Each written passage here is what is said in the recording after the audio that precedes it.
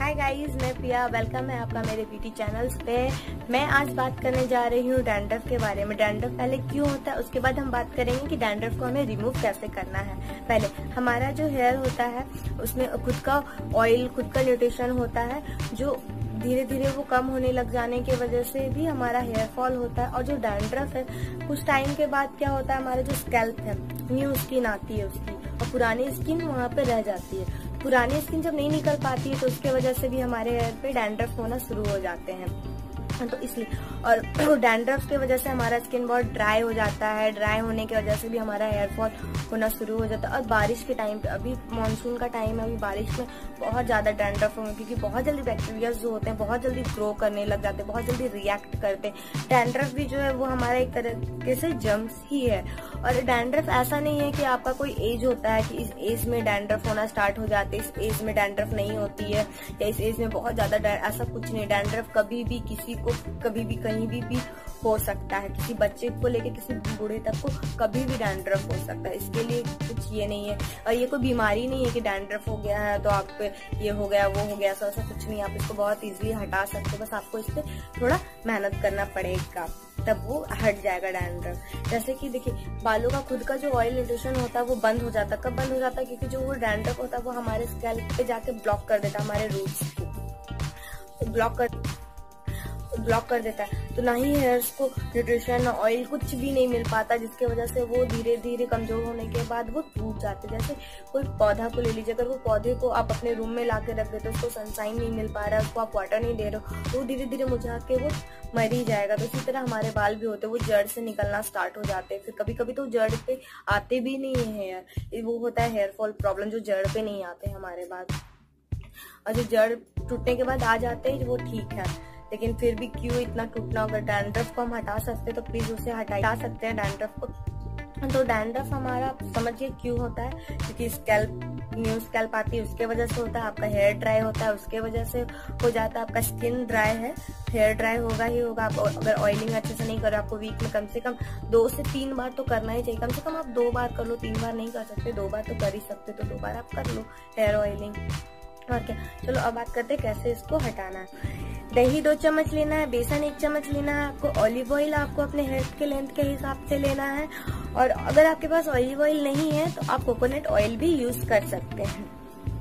आप वो तीनों को मिक्स करके अपने हेयर पे लगाओ, और कम से कम आप उसे 30 मिनट्स तक रखो। आप कुछ भी लगाते हो, अगर आप दही भी लगा रहे हो तो आपको 30 मिनट तक रखना ही है कम से कम, तभी वो आपके बालों में जाके कुछ असर करेगा। अगर आप लगाया हो 15-20 मिनट बाद जाके आप वॉश कर लेते हो अपने हेयर, तो वो बिल्कुल काम नहीं करने वाला, कुछ नहीं। आपको 30 मिनट्स तो रखने ही पड़ेंगे मैक्सिमम, कम से कम।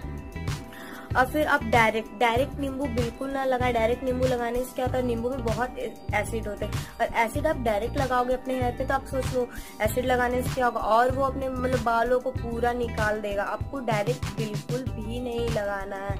आप नींबू में क्या करो, कोकोनट ऑयल लो, कोकोनट ऑयल में आप नींबू डाल दो, हाफ नींबू डालना आपको, हाफ जूस उसका। पूरा कोकोनट ऑयल आप अपने लेंथ के हिसाब से ले लो। उसके बाद आप उसमें लगाओ अपने रूट्स में। आपको पहले अपने रूट्स में लगाना, उसके बाद आप इधर अपने बालों में लगाओगे। पहले रूट्स से फिर बालों में।